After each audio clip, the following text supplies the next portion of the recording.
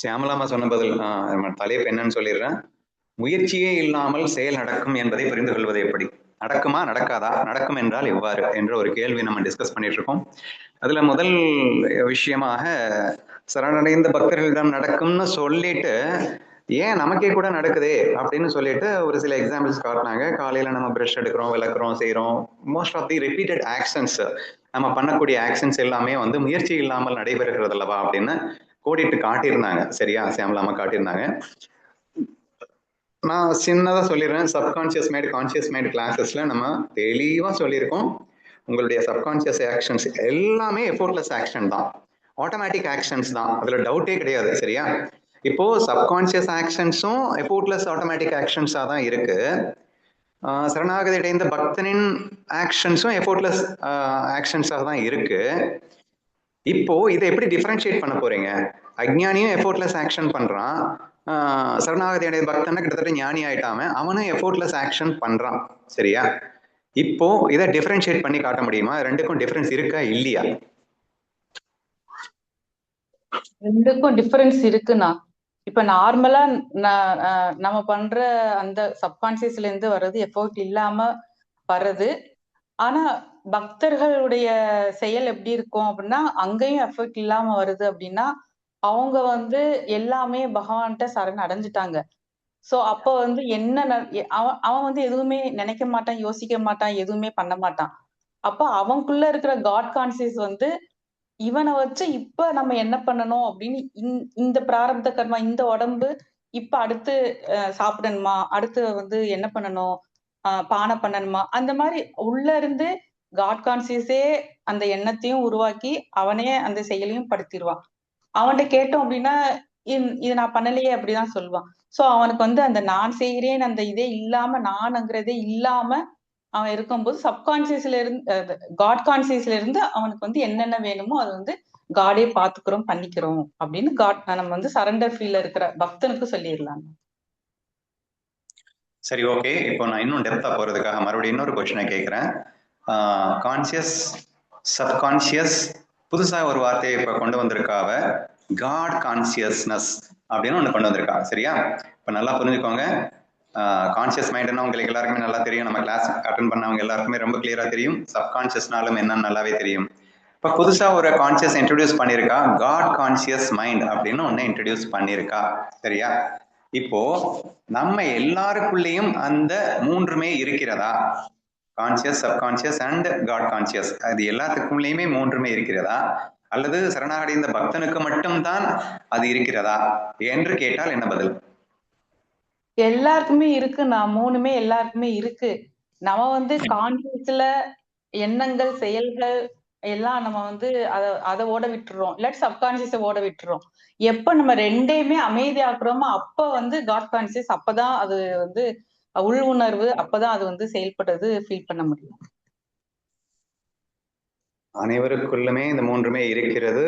ஆனால் அனைவருக்குள்ளும் மூன்றுமே செயல்படுகிறதா அப்படின்னு கேட்கிறேன் நான். செயல்படும்னா நான் இல்லாம செஞ்சா கான்சியஸ் இருக்காது இல்லனா? அஞ்ஞானிக்கே காட் கான்சியஸ் இருக்கா? அஞ்ஞானிக்கும் காட் கான்சியஸ் செயல்படுமா? கேள்வியை நல்லா புரிஞ்சுக்கிட்டு பதில் சொல்லுங்க.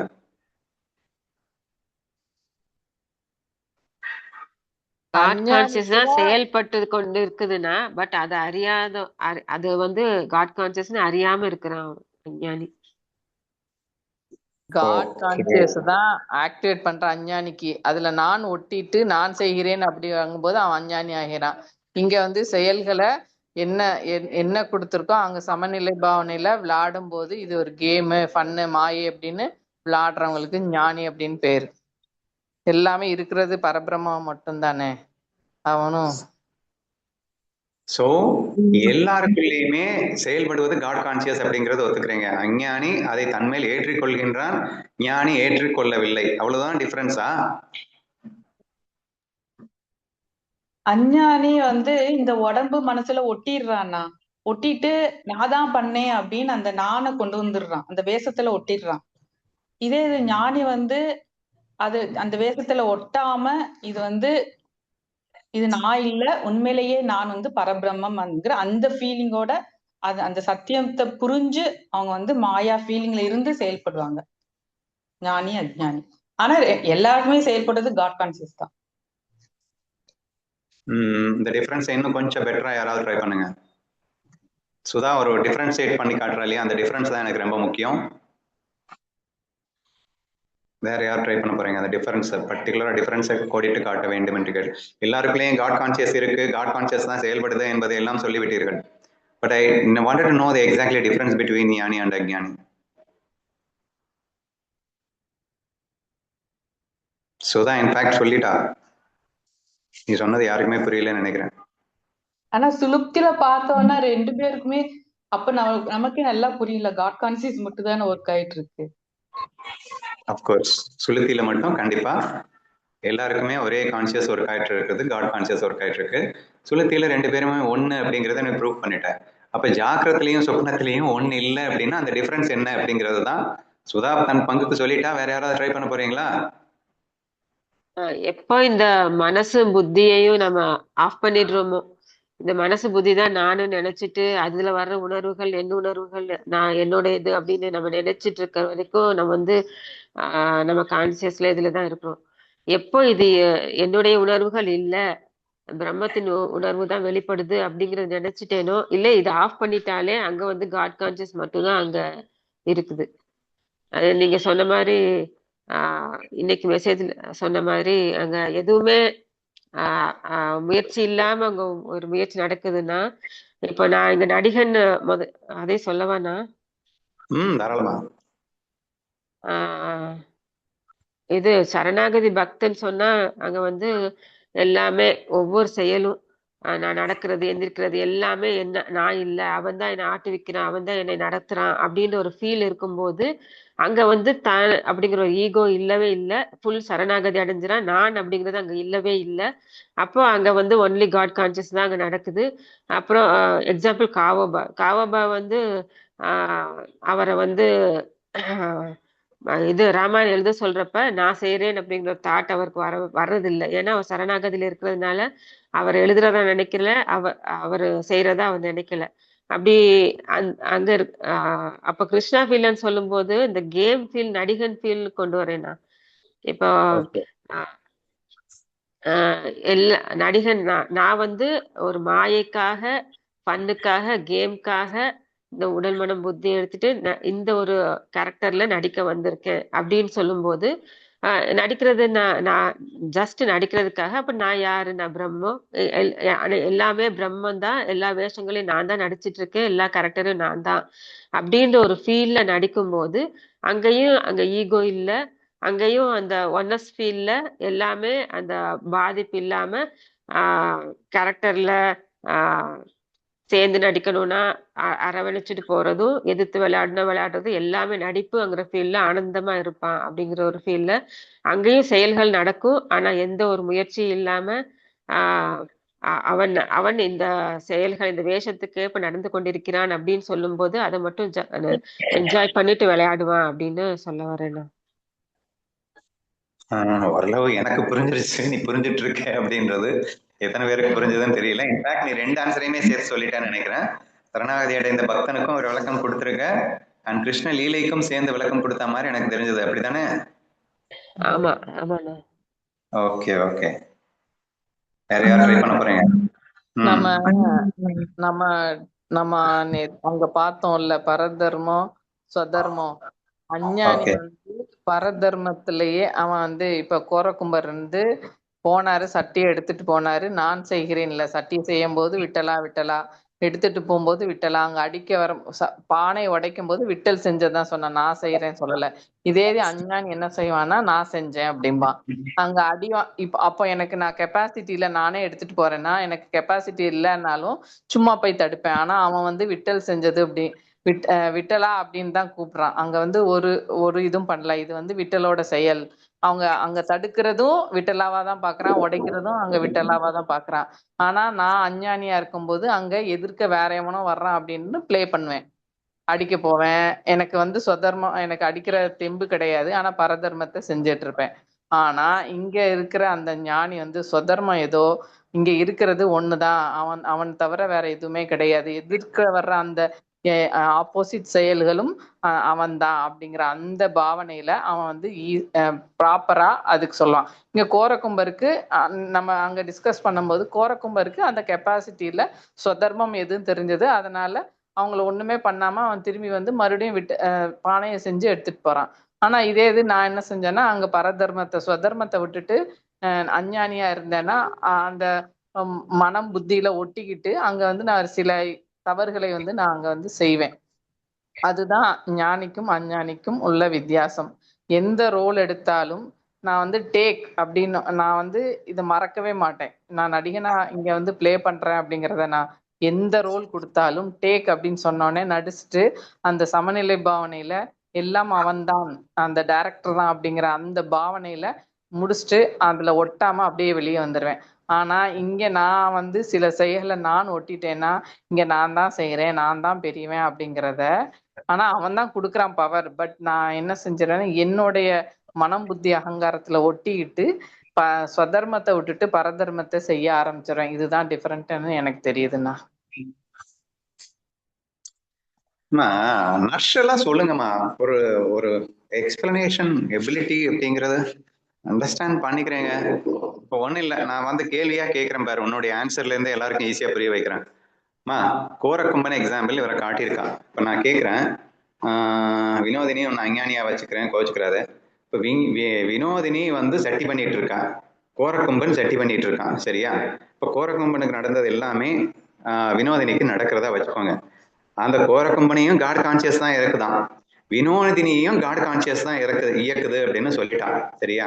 இப்ப இதுக்குள்ள டிஃபரன்ஷியேட் பண்ணி பார்க்கணும். இப்ப ஊடால அவன் என்ன சொன்னா அப்படின்னா, நானா இருந்திருந்தா நான் போயிட்டு சண்டை போட போயிட்டு இருப்பேன் அப்படின்னு சொன்னான். இப்ப சண்டை போட போயிட்டு இருப்பேன்னா இங்க இவளால சண்டை போட முடியாது, ஏன்னா நீங்களே ஒத்துக்கிட்டீங்க காட் கான்சியஸ் தான் உங்களை செயல்படுத்தும், உங்களால் செயல்பட முடியாது. எல்லாருக்குள்ளேயும் காட் கான்சியஸ் தான் இருக்கு, எல்லாருக்குள்ளேயும் காட் கான்சியஸ் தான் செயல்படுத்துது அப்படின்னு சொல்லிட்டீங்க. ஆனா இவ சொல்லும் போது என்ன சொன்னா, நானா இருந்தா நான் வந்து சண்டை போட போயிருப்பேன், ஆனா அவரா இருந்தா அவர் பாட்டுக்கு உட்காந்துட்டாரு அப்படின்னு சொல்றாரு. அப்போ இந்த இடத்துல அந்த டிஃபரன்சியேஷனை வந்து பாயிண்ட் அவுட் பண்ணி காட்டிட்டீங்கன்னா ஈஸியா எல்லாருக்கும் புரிஞ்சிடும் அப்படின்னு சொல்றேன், சரியா? இப்போ உனக்குள்ளேயும் காட் கான்சியஸ் இறக்குறான், ஆனா என்ன பண்ணுவான், போய் அடிச்சுக்கிட்டு இருப்பான். யார? உன்கிட்ட சண்டை போட்டவங்களை போய் வினோதினி அடிச்சுக்கிட்டு இருப்பா. ஆனா அங்க காட் கான்சியஸ் என்ன பண்ணுச்சு, அமைதியா உட்காந்துட்டு இருக்கு, ஒண்ணுமே பண்ணல, சரியா? அப்புறம் லேட்டரான் வேற மாதிரி ஆக்ஷன்ஸ் எல்லாம் நடக்குது, அதை விடுங்க. அப்போ ஏன் காட் வந்து இப்படி டிஃபரன்ஷியேட் பண்றாரு? ரெண்டு பேரும் பானையை பண்ணிட்டு தானே இருக்காங்க, ரெண்டு பேரையும் ஒன்னா இயக்க வேண்டியதானே, அந்த காட் ஏன் இஷ்டத்துக்கு இயக்குறான் அப்படின்ற சந்தேகத்தை மட்டும் தீர்த்து வச்சா போதுங்க, ஈஸியா எல்லாருக்கும் புரிஞ்சிடும். அண்ணா வினோ பண்ணும்போது வந்து அட்டாச் ஆயிடுறாங்க அண்ணா, அந்த ஃபைட்ல ஏதாவது நம்ம பண்ணணும் அப்படின்னு நான் பண்றேன் ஒரு பாவனையோட பண்றாங்க. ஆனா அவங்க பண்ணும்போது ஃபுல் அண்ட் ஃபுல்லா காட் கான்சியஸ்ல விட்டுட்டாங்க கோரகுமார் பண்ணும்போது. அதுதான் எனக்கு டிஃபரன்ஸ் தெரியுது. இருக்கிறது காட் கான்சியஸ் மட்டும்தானே வினோக்குள்ளேயும் ஆக்டிவேட் ஆகுதுன்னு சொல்லிட்ட, அவனுக்குள்ளேயும் காட் கான்சியஸ் தான் ஆக்டிவேட் ஆகுன்னு சொல்லிட்ட, அப்புறம் என்ன? இவங்க சொல்றாங்களா எந்திரிச்சு போய் நான் ஃபைட் பண்ணுவேன் அப்படின்னு சொல்றாங்களா? காட் கான்சியஸ் பண்ணிட்டா மட்டும் பண்ணிட முடியுமா இவளால? காடு தானே பண்ண வைக்கணும், காடு தானே ஆக்ஷன் பண்றாருன்னு சொல்லிட்டேங்கல்ல, எல்லாருக்குள்ளேயும் இருந்து செயல்படுறது காடுன்னு சொல்லிட்டேங்க, பின்ன ஏன் இந்த டிஃபரன்ஸ்? காட் பண்றான்னா நம்ம எதுவுமே நம்ம பண்ண மாட்டோமே, அவன் பண்றான்ற பாவனையே நமக்கு இருக்காது. இப்பயும் நீ பண்ணலமா, வினோதினி போய் அடிச்சது வினோதினியா படிச்சுட்டு இருக்கா, காடு தானமா போய் அடிச்சிட்டு இருக்கு. சரிண்ணா. ஆனா ரெண்டு பேருமே அட்டாச் ஆகாம தான் இருப்பாங்கன்னு தான் தோணுதுண்ணா. இவங்களும் அட்டாச் ஆக மாட்டாங்க, அந்த கோரக்கும்பரும் அட்டாச் ஆக மாட்டாங்க அப்படின்னு தான் தோணுது. அட்டாச் இல்ல, இவ வந்து ஃபுல் அட்டாச்மெண்ட்ல இருக்கான், அட்டாச்மெண்ட் இல்லாம இருக்கான். ஆனா இதன் பேஸ் பண்ணி காட் கான்சியஸ் எப்படி செயல்படுதுன்றதை எக்ஸ்பிளைன் பண்ணணுமா? இது என்ன கஷ்டம். என்னோட எண்ணத்துக்கு ஏத்த மாதிரிதான் காட் கான்சியஸ் செயல்படுது. இங்க அஞ்ஞானிக்கு வந்து அவனோட எண்ணத்துக்கு நல்லது கெட்டது அவனோட எண்ணத்துக்கு ஏத்த மாதிரி காட் கான்சியஸ் செயல்பட வைக்கிறது. நம்ம நினைக்கிறது எதுவுமே இங்க நடக்கிறது இல்ல. எண்ணம் பண்றது என்றதுக்கு மட்டும்தான் எனக்கு உரிமை இருக்கே தவிர, என்னால முடியுமே தவிர அதை செயல்படுத்துறது என்னால முடியாது. காட் கான்சியஸ் மட்டும்தான் செயல்படுத்தும், ஞானிக்கும் அஞ்ஞானிக்கும். இங்க அஞ்ஞானிக்கு என்னன்னா என்ன என்றானோ அவனுக்கு ஏத்த மாதிரி காட் கான்சியஸ் செயல்படும். ஆனா எல்லா இடத்துலயுமே காட் கான்சியஸ் என்றதுதான் செயல்படுத்தும்னு சொல்ல முடியாது. எல்லா இடத்துலயும் என்ற மாதிரியே செயல்படும் சொல்ல முடியாது. அத வந்து காட் கான்சியஸ் செய்யறான் தான். இங்க வந்து ஞானிக்கு வந்து தன்னோட கான்சியஸ் வந்து சுத்தமா ஆஃப் பண்ணிடுறதுனால, எண்ணங்கள் இல்லாததுனால full and full pure God கான்சியஸா அங்க செயல்படுது. காட் என்ன நினைக்கிறாங்களோ அது மட்டுமே அங்க செயல்பட்டு கொண்டு இருக்கிறது. இவரோட இவனோட எண்ணத்துக்கான செயலா அங்க இருக்காது. பியூர் காட் கான்சியஸா அங்க இருக்கும் அப்படின்னு நினைக்கிறேன் நான். சரியா? போதும் போதுமா, very good very good. This what I expected. புரியுதா? இப்ப எல்லாருக்கும் புரிஞ்சிருச்சா? The moment when I ask you that what is the difference அப்படின்னு ஒன்று கேட்கும்போது, இந்த டிஃபரன்ஸை நீங்க கோடிட்டு காட்டணும் அப்படின்னு எதிர்பார்க்கிறேன். என்னது அப்படின்னா, ஞானிக்கும் அஞ்ஞானிக்கும் இவன் மனம் செயல்படாது, இவன் மனம் சரணாகதியில் இருக்கிறது அப்படின்னா இந்த மனசை கொண்டு போயிட்டு காட்டியே ஒப்படைச்சிட்டான். அப்ப இவன் செயல்பட மாட்டான். அப்ப என்ன நடந்தாலும் அதுக்கு என்ன முடிவெடுக்கணும், அதுக்கு என்ன ஆக்ஷன் பண்ணணும் அப்படின்னு யார் முடிவெடுக்கணும்? இப்போ it is in the god's hand. சரியா? இது யாருக்கு? ஞானிக்கு.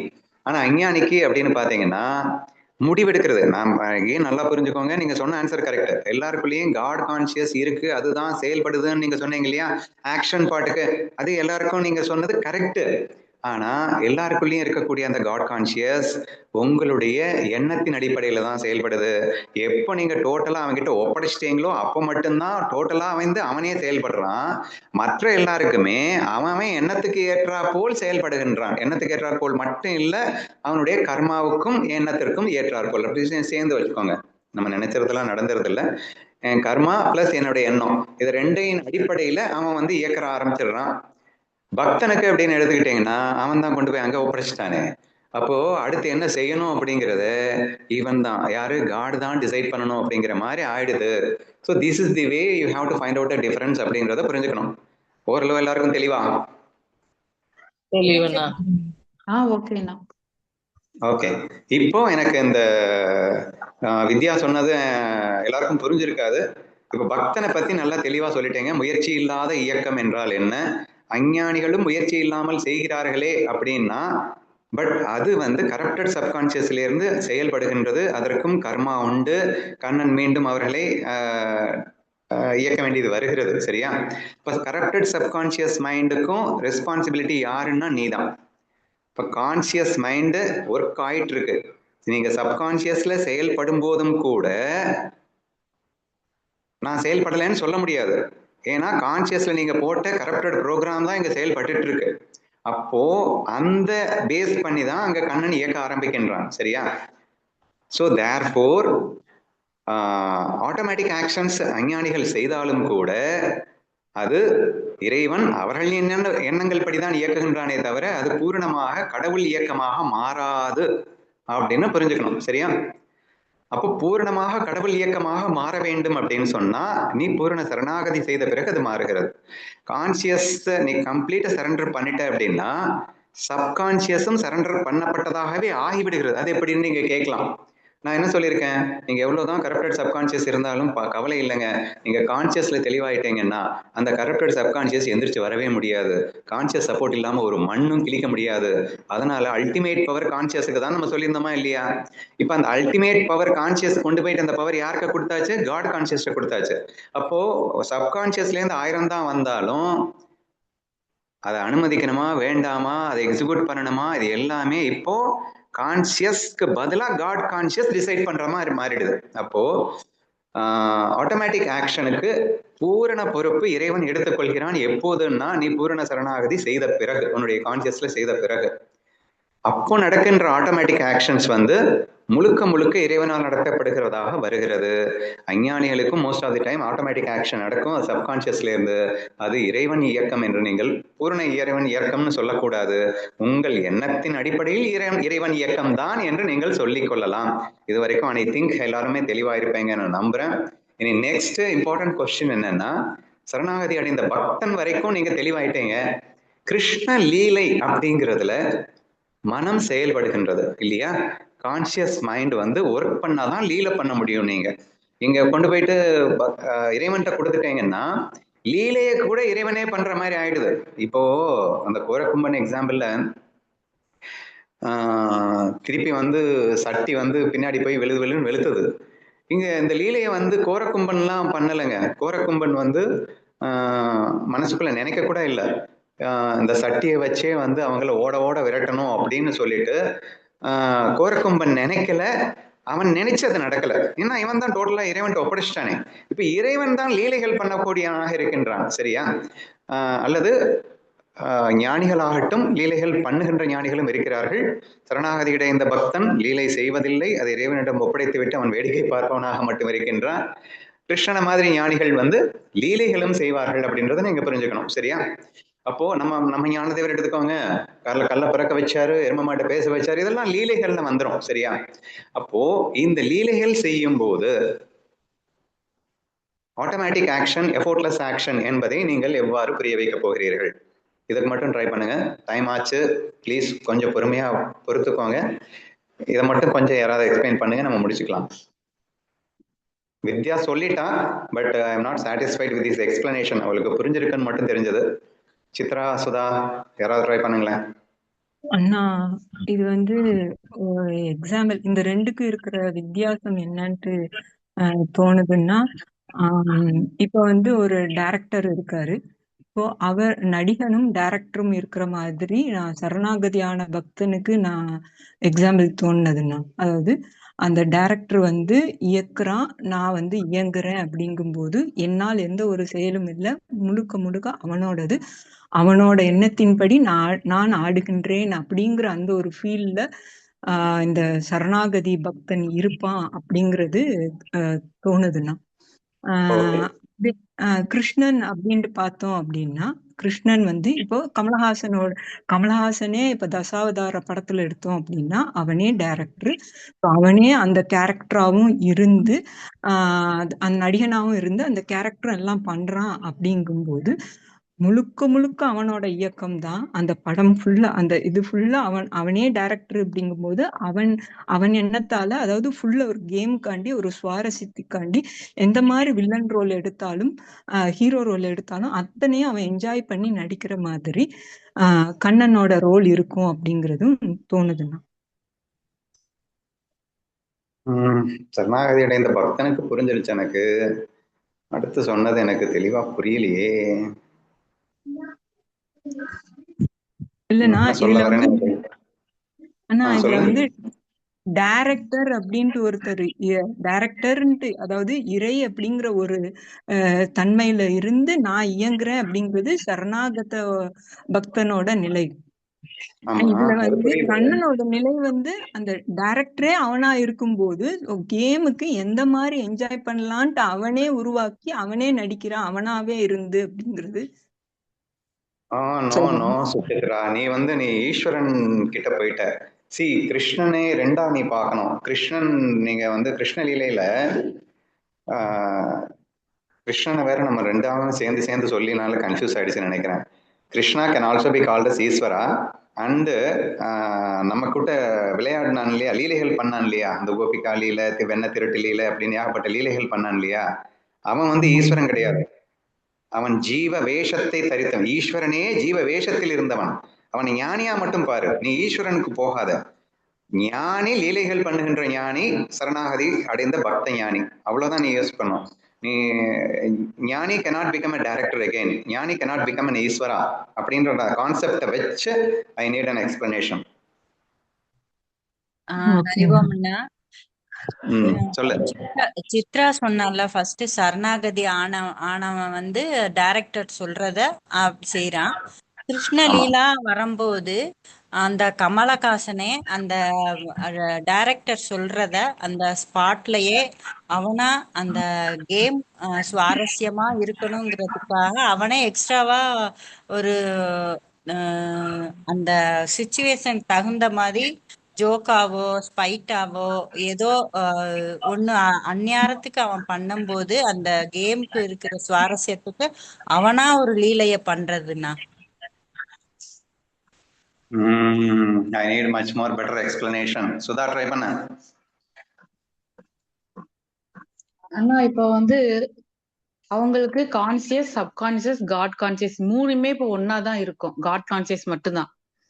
சோ ஞானி லீலை பண்றான் அப்படின்னா அவனுக்கு ஃபுல் அண்ட் ஃபுல் தெரியும், இது ஜஸ்ட் மாயை, ஜஸ்ட் விளையாட்டு அப்படின்னு தெரிஞ்சு தான் பரபிரம்மம்ங்கிறத மறக்காம அவங்க லீலைகள் பண்ணுவாங்க. ஏதோ நான் மறந்துட்டேன், நான் கொஞ்சம் இருங்க.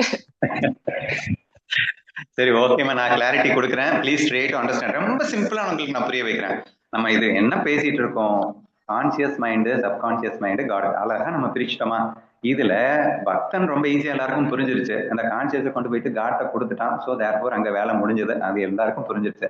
இப்ப லீலைகள் அப்படின்னு வரும்போது இந்த ஞானி கம்ப்ளீட்டா தன்னுடைய மனசை இறைவன்கிட்ட கொடுத்துட்டு கம்முன்னு வேடிக்கை பார்க்குற ரோல்ல இல்லை.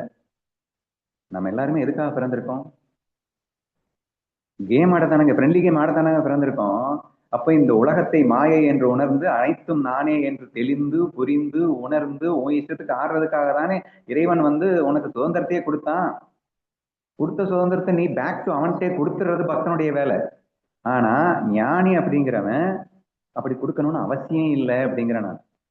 நீங்க உங்க கான்சியஸ் மைண்டை அப்படியே டோட்டலா யூஸே பண்ணாம நீயே யூஸ் பண்ணிக்க நாலு லூசுத்தனமா யூஸ் பண்ணிட்டு இருக்கேன் லைக்ஸ் அண்ட் டிஸ்லைக்ஸ்ல. எதுக்கு எனக்கு வம்பு? நான் பாட்டுக்கு சாட்சியா இருந்துக்கிறேன். எனக்கு மைண்டு வேணாம், ஒரு மண்ணு வேணாம் அப்படின்னு சொல்லிட்டு அந்த மைண்டை கொடுக்கப்பட்ட சுதந்திரத்தை அவனிடத்திலேயே ஒப்படைத்து விடுபவன் பக்தன்.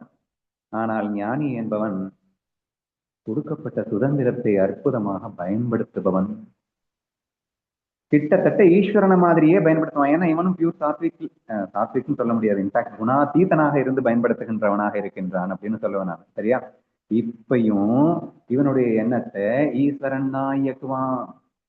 கண்ணன் லீலைகள் செய்கின்ற அந்த லீலைகளில் இவனுடைய எண்ணங்கள் மட்டும்தான் இருக்கும். இந்த எண்ணத்தை ஈஸ்வரன் தான் இயக்கி ஆகணும். பக்தனை பொறுத்த வரைக்கும் எண்ணங்களே கிடையாது. ஈஸ்வரனே சுயமாக அவனுக்கு தேவையான ஆக்ஷன்ஸை பண்ண வேண்டிய ஒரு நிர்பந்தத்துக்கு போயிடுகிறது. ஆனால் ஞானிக்கு அப்படி அல்ல. ஞானி தன்னுடைய மனதினை அவன் பயன்படுத்துவான் 100% பியூரா. அண்ணா லைக்ஸோ டிஸ்லைக்ஸோ ஈகோவோ கடுகளவும் இல்லாம அனைத்தும் ஒன்றே என்ற மாய தெளிவுல புரிதல்ல. நீங்க சொன்ன நடிகன் எக்ஸாம்பிள்ல எல்லாமே நான் தாண்டா, என்னுடைய வேஷம் தாண்டா என்ற ஒரு தெளிவான புரிதல்ல இவன் லீலைகள் செய்கின்றான். அப்படின்னா என்ன அர்த்தம்? ரொம்ப சிம்பிள். இவன் எண்ணங்களை உற்பத்தி செய்வான். இந்த எண்ணங்களை ஈஸ்வரன் நடத்தி காட்டுவான். அங்கே அதை அனுபவிப்பான். நான் இதை உங்களுக்கு ஹையர் நாலேஜ்ல என்ன சொல்லியிருக்கேன்னா பிளேயர் ஃபீல் அப்படின்னு நான் சொல்லியிருக்கேன். சரியா? ஆடியன்ஸ் ஃபீல் அப்படின்னு சொல்லியிருக்கேன். இந்த கிருஷ்ண லீலா அப்படிங்கிறது பிளேயர் ஃபீல்ல வரும். அதாவது கோதால இருந்து நம்மால் கேம் ஆடுவாரு. ஆனா ஆடினாலும் அவன் ஞானிதான். ஏன் அவன் ஞானிதான்னா அவன்கிட்ட விருப்பு இல்லை, ஈகோ இல்லை, ஒரு மண்ணு இல்லை. ஏன்னா எல்லாம் அண்டர்ஸ்டாண்டிங் வந்துருச்சு. தெளிவா தன் மனதை அழகாக ஆத்மா உணர்வோடு அந்த மனத்தை பயன்படுத்துறான். தான் ஆத்மா என்ற புரிதலோடு உணர்வோடு பயன்படுத்துபவன் ஞானி கிருஷ்ண லீலா அப்படின்னு புரிஞ்சுக்கணும். எனக்கு வேண்டாண்டா சாமி, நீ கொடுத்த மனத்தை நீயே வச்சுக்கூடாதுன்னு தூக்கிட்டு போயிட்டு அவங்கிட்டயே ஒப்படைச்சிடுறது அப்படிங்கிறது. இவன் ஆடியன்ஸ் ஃபீல்ட்ல இருந்து வாட்ச் பண்றான். அவன் பிளேயர் கிடையாதுன்னு சொல்றான். அப்போ அவன் செயல்படவே இல்லை, இவன் பிளேயரே கிடையாது அப்படின்னு நீங்க புரிஞ்சுக்கணும். So this basic difference between the Krishna Leela and சரணாகதி அடைந்த பக்தன் அப்படின்னு புரிஞ்சுக்கணும். இப்ப நம்ம கொஸ்டின். ஆனா துர்வாசர் எடுத்துட்டோம்னா அவருக்கு எல்லாமே தெரியும், தான் பரபிரம்மம், இதெல்லாம் மாயை அப்படின்னு. இப்போ இந்த வில்லன் வேஷத்துல ஜஸ்ட் நடிக்கிறோம் அப்படின்னு அவர் அவர் கொடுத்த வேஷத்துல அவர் நடிச்சுட்டு போயிட்டே இருக்காரு. அததான் அப்படியே சொல்ல வந்து எடுத்துக்கிறாருன்னு சொல்லணும். கொடுக்கப்பட்டதில்லைன்றது அவன் தான் ஃப்ரீடம் கொடுத்தானே. சரியா கேட்கலண்ணா.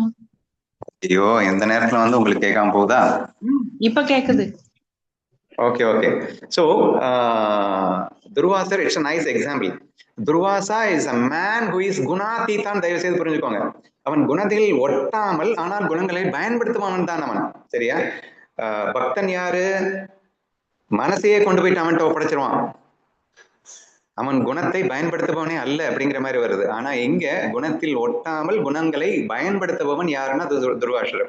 அப்போ இறைவன் கொடுத்த அந்த சுதந்திரத்தை சத்துவ ரஜோ தமோல நீ எதுல வேணா இருக்கலாம்டா, நீ எதுல வேணா எண்ணத்தை உற்பத்தி பண்ணு, அதுக்கு ஏத்த மாதிரி நான் ஆட்டுறேன்னு கண்ணன் சொன்னான் இல்லையா? அப்போ அந்த சுதந்திரத்தை பயன்படுத்துபவனாக இருக்கின்றார் அப்படின்னு வச்சுக்கோங்க துர்வாசர். அப்போ அவர் சம்டைம்ஸ் வில்லன் ரோல்ல கூட பெர்ஃபார்ம் பண்ற மாதிரி அவருடைய ஆக்ஷன்ஸ் இருக்கும். சரியா? But still he is considered to be a gnani. அவர் குணாதீத நிலையிலிருந்து அவர் அதை செயல்படுத்துகிறார் என்றுதான் நீங்கள் புரிந்து கொள்ள வேண்டும் அப்படின்னு நான் சொல்ல வரேன். சரியா? இப்போ ஓகே தானே? ஓகேண்ணா. அண்ணா அப்போ இது அஞ்ஞானிக்கும் நீங்க சொல்ற அந்த கிருஷ்ண லீலாக்கும் இருக்கிற டிஃபரன்ஸே இவன் குணத்துல அதே மாதிரி இவனும் கான்சியஸ் முழுசா இறைவனிடம் ஒப்படைக்கல. சோ தன்னோட குணத்தோட இவன் ஒட்டி இருக்கான், அவன் குணத்தோட ஒட்டி இல்ல. அந்த டிஃபரன்ஸ் மட்டும்தானா? எக்ஸாக்ட்லி கரெக்டா ஐடென்டிஃபை பண்ணிட்ட. குணங்களில் ஒட்டி செயல்படுகின்றான் அஞ்ஞானி, ஆனால் குணங்களில் ஒட்டாமல் குணாதீத நிலையில் செயல்படுபவன் ஞானி. அவ்வளவுதான் டிஃபரன்ஸ், வேற ஒரு டிஃபரன்ஸும் கிடையாது. சரியா? குணங்களில் ஒட்டி செயல்படுறதுனால அவன் குணாதீதன் ஆறதுக்காக நம்ம சில கண்டிஷன்ஸ் எல்லாம் போட வேண்டியது இருக்கு. நம்ம நேத்து கிளாஸ் முந்தா நாள் கிளாஸ்லயும் அண்ணாவுக்கும் எனக்கும் வந்து ஒரு கான்ட்ரவர்சி வந்தது. அதுல நான் என்ன சொல்லியிருக்கேன்னா, குணங்கள்ல ஒட்டிட்டு இருக்கிறவனை போயிட்டு இந்த திருட்டு தொழில் பண்ணு அந்த தொழில் பண்ணுலாம் என்னால சொல்ல முடியாது. அவன் ஃபர்ஸ்ட் ஆஃப் ஆல் அந்த குணாதீதன் ஆகணும், அதுக்கப்புறம் he is allowed to do whatever he want. ஏன்னா அது வந்து மாயை ஆனதுக்கு அப்புறம் எந்த வேஷம் போட்டா எனக்கு என்னமா அப்படிங்கிறதெல்லாம் தட் இஸ் ஓகே. பட் குணத்துல ஒட்டிட்டு இருக்கிறவன் அப்படிங்கிறவன் அவன் ஸ்டெப் பை ஸ்டெப் கர்மயோகத்தின் வழி சுதர்மத்தை மட்டும்தான் ஃபாலோ பண்ணணும். அதுல நிசித்த கர்மத்தை ஃபாலோ பண்ணக்கூடாதுங்கிற அந்த கண்டிஷன்ஸ் எல்லாம் ஃபாலோ பண்ணணும். அதை முறையா அவன் ஃபாலோ பண்ணி குணங்கள்ல இருந்து ஃபர்ஸ்ட் ஆஃப் ஆல் சாத்விக்கு வரணும். ரஜோ தம குணத்தை விட்டுட்டு சாத்விக்கு வரணும். சாத்விக்கு வந்ததுக்கு அப்புறமும் அதையும் விட்டுட்டு குணாதீத நிலைக்கு வரணும். அதுக்கப்புறம் தான் நீங்க கிருஷ்ணலீலா ரேஞ்சுக்கு உங்களால போக முடியுமே தவிர, நான் இப்ப சொல்லிட்டேங்கிறதுக்காக நீங்க பாட்டுக்கு வந்து நான் கிருஷ்ணலீலா பண்றேன்னு ஒட்டிட்டு பண்ணீங்கன்னா அது பெரிய டேஞ்சர்ங்கிறதையும் சேர்ந்து புரிஞ்சுக்கணும். ஓகேவா? புரியுதுண்ணா. Okay. So this is the overall subject அப்படிங்கிறத புரிஞ்சுக்கோங்க. நீ ஃபைனலா நான் கேட்ட கொஸ்டின்ல ஒரு சின்ன தடுமாற்றம் இருக்கு, அதை நீங்க கவனிக்கணும். எஃபோர்ட்லெஸ் ஆக்ஷன் அப்படின்னு நம்ம சொன்னோம் இல்லையா? இங்க எஃபோர்ட்லெஸ் ஆக்ஷன் சொன்னீங்க, பக்தனுக்கு புரியுது. ஏன்னா இவனுக்காக மொத்தம் கடவுள் பண்ணிட்டு இருக்கான், டிசிஷன் மேக்கிங்க கூட கடவுள் பண்ணிட்டு இருக்கான், பக்தனுக்கு புரியுது. ஆனா கிருஷ்ணலீலைன்னு சொல்லக்கூடிய இந்த குணாதீத்த நிலை ஆக்ஷன் சொல்லக்கூடிய அந்த நிலை ஆக்ஷன்ல எஃபோர்ட் இருக்குல்ல அப்படின்னு உங்களுக்கு தோணலாம். அது எஃபோர்ட் அப்படின்னு நீங்க எடுத்துக்கவே கூடாது. மாயையில நம்ம செயலே இல்லைன்னு சொல்லிட்டோம். ஏன்னா மாயையில செய்யப்படுகின்ற செயல் உண்மையில் செயலே அல்லன்னு நம்ம சொல்லிட்டோம். உண்மை அப்படிங்கிற தத்துவம் செயல்படாமல் அற்புதமாக அங்கே இருந்து கொண்டுதான் இருக்கின்றது அப்படின்றத நம்ம கொஞ்ச நேரத்துக்கு முன்னாடி டிஸ்கஸ் பண்ணினோம். இப்போ இந்த மாயையில அங்க செயல்பட்டால் கூட இதுவும் கூட எஃபோர்ட்லெஸ்ஸா தான் இருக்கும்னு சொல்ல வரேன். எப்படின்னா அதாவது இப்போ கண்ணன் நிறைய லீலை பண்ணான் இல்லையா? வெண்ண திருடுற லீலை அந்த மாதிரி எல்லாம் வச்சுக்கோங்களேன். இப்போ கண்ணன் பிளான் பண்ணணும்ல, யோசிக்கணும்ல. இந்த கோபிகள் வந்து இருக்காங்க, கோபிகள் வீட்டுல எப்பப்ப இல்லாம இருப்பாங்க, எந்த கோபி வீடு பூட்டி இருக்கு, இன்னைக்கு எந்த வீட்டுல போய் திருடணும். ஸோ இந்த லீலை பண்ணணும் அப்படின்னு சொன்னா you need to use your mind இல்லையா? எண்ணங்களை நீங்க யூஸ் பண்ணாதான் அந்த லீலைகளையே பண்ண முடியும். அப்ப நீங்க எண்ணங்களை யூஸ் பண்ணுவீங்க, அதுக்கு ஈஸ்வரன் அப்கோர்ஸ் சப்போர்ட் பண்ணி உங்களுக்கு அந்த லீலையை நடத்தி காட்டுவோம் அப்படின்னே வச்சுக்கோங்க. சரியா? அப்போ இந்த லீலைகள் செய்யும் போது உங்களுக்கு எஃபோர்ட் இருக்குமா அப்படின்னு கேட்டா 100% இருக்காது. ஏன் அப்படின்னா நீங்க குணாதீத நிலையில பண்றதுனால. ஏன்னா லைக்ஸ் இல்ல, டிஸ்லைக்ஸ் இல்ல, ஈகோ இல்ல, ஒரு ஃபன்னு மாயா அப்படிங்கிற 100% தெளிவான புரிதல்ல பண்றீங்க. அவரை வரக்கூடிய அவுட்புட்டையும் நீங்க என்ஜாய் பண்ண போறீங்க, வெறும் என்ஜாய்மெண்ட்டுக்காக பண்றீங்க. இந்த ஆக்ஷன் அப்படிங்கிறது கூட ஒரு குணங்கள்ல ஒட்டிட்டு இருக்கக்கூடிய அந்த எண்ணங்கள்ல தான் எஃபோர்ட் இருக்கும். அப்போ ஒரு அஞ்ஞானி குணங்கள்ல ஒட்டிட்டு ஒரு பிளான் பண்றான் இல்லையா? அதுல ஏகப்பட்ட எஃபோர்ட் இருக்கும். ஏன் எஃபோர்ட் இருக்கும் அப்படின்னா அவன் பிளான் வந்து மிஸ் ஆயிடக்கூடாது, ரிசல்ட் வராம போயிடக்கூடாது, ரிசல்ட் வந்துடணும் அப்படின்னு சொல்லிட்டு எக்கச்சக்கமா தன் மனசை போட்டு பாலா படுத்தி அவன் வந்து எஃபோர்ட்டோட அந்த பிளானை பண்ணுவான். இவன் பிளான் பண்றான். ஆனா எப்ப லைக்ஸ் அண்ட் டிஸ்லைக்ஸ் ஈகோ எதுவுமே இல்லாம ஃபன்னுக்காக அவன் பிளான் பண்றானோ அந்த பிளானிங்கே எஃபோர்ட்லெஸ் ஆக்ஷனாக இருக்கும். And therefore, even if you use the mind also, if you use it in the குணாதீதா level, குணாதீத நிலையிலிருந்து நீங்கள் மைண்டை பயன்படுத்தும் போதும் கூட அது எஃபோர்ட்லெஸ் ஆக்ஷனாகத்தான் இருக்கும் என்பதை நீங்கள் புரிந்து கொண்டால் தெளிவாக புரிந்து கொண்டீர்கள் என்று நான் நம்புகின்றேன்.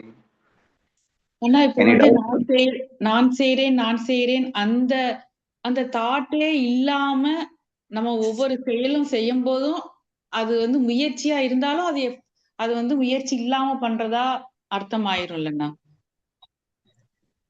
இன்னொரு வாட்டி கேளு. ஆனா இப்ப வந்து நான் செய்கிறேன் அப்படின்னு ஒரு செயல், நான் செய்கிறேன் அப்படின்னு அந்த எண்ணம் இல்லாம, அகங்காரம் இல்லாம ஒரு செயல் முயற்சியோட பண்ணாலும் கூட அதுக்கு பேர் முயற்சின்னு சொல்ல முடியாது. ஏன்னா உலகமே பொய், இந்த வேஷமும் பொய், செயலும் பொய். அதனால நானும் நினைச்சாதானே அது வந்து கர்மாவா ஆகுது, அடுத்தடுத்து அது நமக்கு வந்து சுகதுக்கத்தை கொடுக்குது. ஓகே ஓகே, நீ சொல்றது புரியுது. ஆக்சுவலா வந்து இவன் ஈஸ்வர சரணாகதியில் இருந்து கொண்டுதான் அவன் செயல்படுகின்றான். அதாவது நான் செய்கிறேன்ற பாவம் போயிருச்சு. ஏன் போயிருச்சு அப்படின்னா, என்னால ஆக போறது ஒண்ணும் இல்லை, எல்லாம் ஈஸ்வரன் தான் செய்கின்றான் என்ற ஒரு முழுமையான புரிதல் தெளிவு வந்துருச்சு. அதுக்கப்புறம் அவன் செயல்படும் போதும் கூட அவனாக செயல்பட்டாலும் அது முயற்சி இல்லாத செயல் அப்படிங்கிற மாதிரி சொல்ல வர, அதுதானே சொல்ல வந்த? ஆமாண்ணா. இப்ப ஞானி கூட அவன் வந்து அவன் பண்றது எல்லாமே லீலையா இருந்தாலும் நான் செய்யறேன் அப்படின்னு அந்த தாட் இருக்காது இல்லைன்னா? இருக்காது, கண்டிப்பா இருக்காது. Even though he has done the action, he will not feel that I am the doer, because the ஈஸ்வரா is the real doer இல்லையா? எல்லாருக்குமே ஈஸ்வரா is the real doer. Actually இவன் தாட்டை ப்ரொடியூஸ் பண்ணிட்டான் அப்படிங்கிறதுனால மட்டுமே நான் அப்படிங்கிற ஃபீலிங் வந்துருமான்னா வராது. ரெண்டாவது சும்மா நாச்சுக்கு தான் ப்ரொடியூஸ் பண்றான், பண்ணுக்காக கேமுக்காக ப்ரொடியூஸ் பண்றான். அதனால அவன் யூஸ் பண்ணும் போதும் கூட ஞானிக்கும் கூட நான் செய்கிறேன் என்ற பாவம் இருக்காதுன்னு நீ புரிஞ்சுக்கிட்டது சரிதான் நினைக்கிறேன். ஓகே.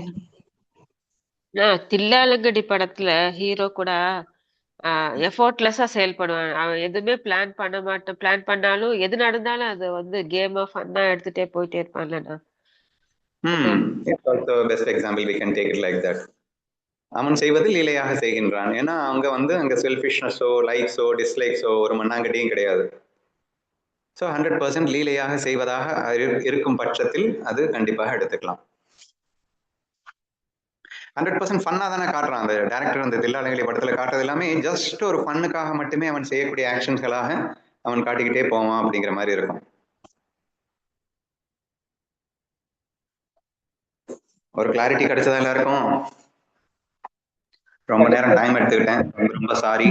பசாயதனம் பாடி முடிச்சிருவோம், ரூல்ஸ் படி. நாங்க தான் நன்றி சொல்ல. நன்றிண்ணா. நன்றி பிரபா, புரிஞ்சிంది. ஓகேமா, ஓகே. கௌரி இருக்கலா? கௌரி ஓடி போயிட்டாலே. யாருக்கு புரியணும்னு நினைச்சேனோ அவளுக்கு பிரியமா போயிடுச்சே. சரி, பரவாயில்ல, விடுங்க. பசாயதானா யாராவது பாடுங்க.